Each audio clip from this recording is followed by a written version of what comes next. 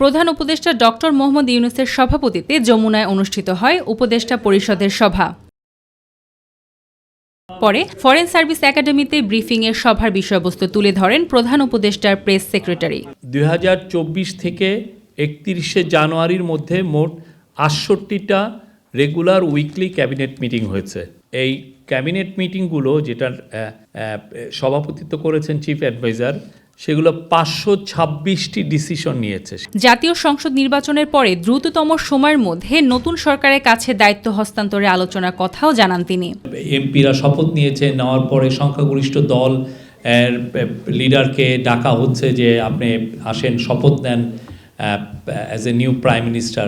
আমরা 3 দিনের মধ্যেই এটা হয়ে যেতে পারে, মানে 15 ফেব্রুয়ারিতেও হয়ে যেতে পারে, এটা 16 ফেব্রুয়ারিতেও হতে পারবে। আমার মনে হয় না এটা মানে 17-18 ফেব্রুয়ারির পরে যাবে। উপদেষ্টা পরিষদে অনুমোদিত 21শে পদক প্রাপ্তদের নামও তুলে ধরেন শফিকুল আলম।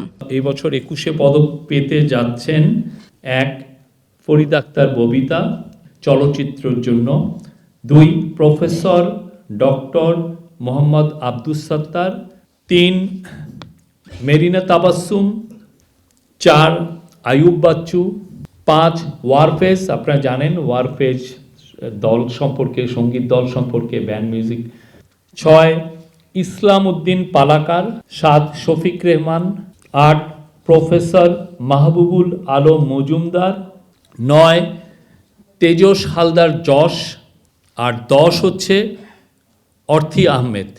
এই 10 জন ছিলেন এই বছরের 21শে পদক রেসিপিয়েন্টস। যৌন হয়রানি রোধে করা নীতিমালার কথাও জানান প্রেস সেক্রেটারি। সাদিয়া হক মৌ, মাই টিভি, ঢাকা।